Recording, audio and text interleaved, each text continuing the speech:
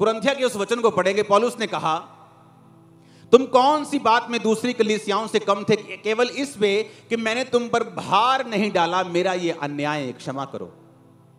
अगर आप पौलुस, कितने लोग यूरोप गए हैं? आप गए हैं कोई यूरोप? हाथ खड़ा करो तो, जो यूरोप होके आए कभी। 5, 7, 10, 20, ओके। अगर आप यूरोप में जाके देखेंगे, हर 5 मिनट के बाद आपको चर्च दिखाई देगी। अब वहां क्रिश्चियनिटी की हालत क्या है, इस पे डिस्कस नहीं करेंगे, लेकिन अगर आप पुरानी क्रिश्चियनिटी वहां पे देखेंगे तो वो बीज पौलुस को जरा लगा है।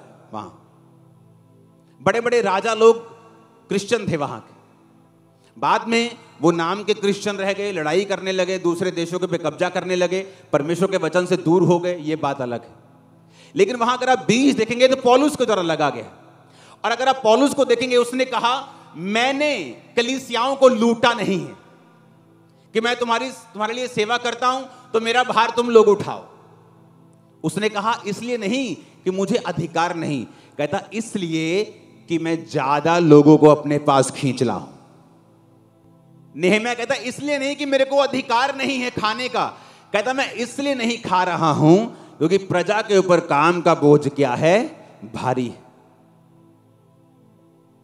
पौलुस कहता, ये नहीं मेरे को अधिकार नहीं, कहता मैं खा सकता हूं लेकिन मैं ज्यादा लोगों को बचा सकूं।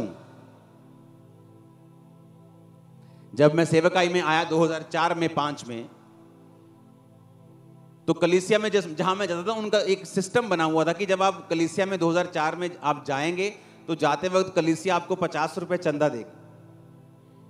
तो ये बात बड़ी प्रचलित थी कि पास्टर चंदा लेने के लिए घरों में जाते हैं, हर घर में विजिट करना है जस्ट चंदे के लिए। सब पास्टर ऐसे नहीं। मैं लोगों को यह भी बताता हूं कि अगर आज पंजाब में मेगा चर्चिस खुली हैं तो उन्हीं कई ईमानदार पास्टर्स की सालों की मेहनत के बाद खुली हैं। उनमें इनका हक है कि उनकी वजह से ऐसा है, उन्होंने ग्राउंड तैयार करके दी है। लेकिन दूसरी तरफ शारीरिक पास्टर भी थे, ऐसे पास्टर भी थे जिन लोग जिनसे डरते थे, घर जाके फ्रिज खोले थे, भैन जी की बनाया आज, सीरियसली। और मैं सुनता था और मुझे मालूम होता था कि ये क्या चल रहा है। और तब मैंने रूल बनाया कि अगर मैं आपके घर में आया और मैं विजिट करूंगा, प्रेयर करूंगा, केयर सेल करूंगा, पर मैं चंदा नहीं लूंगा। अगर आपको चंदा मुझे देना है, आपको चर्च आकर देना पड़ेगा। तो ये रूल बन गया चर्च में कि विजिट हर हफ्ते रोज विजिट होती थी, कभी किसी घर, कभी किसी घर, कभी किसी घर। आज भी होती, आज दूसरी किस्म से अलग तरह से होती। तो मैंने रूल बना लिया था कि आप मेरे को ऑफरिंग नहीं देंगे, लेकिन अगर मैं ऑफरिंग नहीं लूंगा तो मैं गुनाहगार हूं क्योंकि आपकी बरकत रुकेगी। इसलिए आप लोग ऑफरिंग डालने के लिए चर्च में आएंगे। तो उनको समझ आया कि अच्छा, पास्टर्स ऐसे भी होते हैं जो ऑफरिंग के लिए घरों में नहीं आते, सिर्फ वचन देने के लिए आते हैं।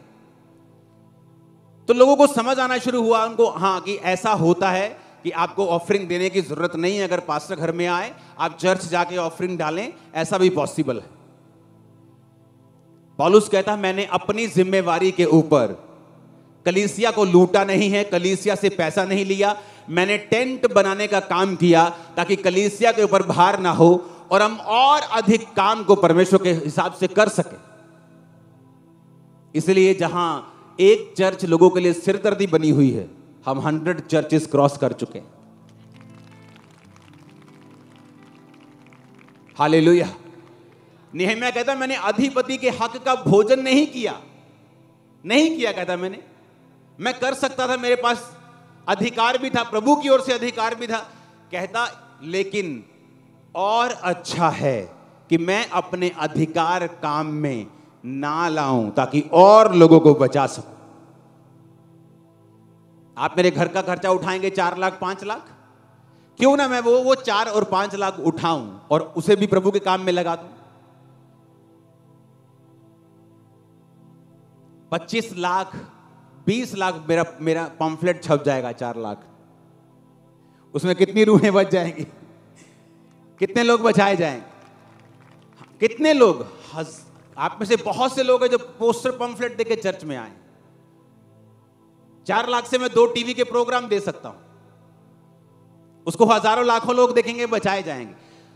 हमारे YouTube चैनल को सब्सक्राइब करें ताकि आप परमेश्वर के गहरे भेदों को जान सकें कि कैसे आप परमेश्वर में बढ़ सकते हैं, कैसे आप दुष्ट आत्माओं से, नशों से, बीमारियों से और वंशों के श्रापों से आजाद हो सकते हैं।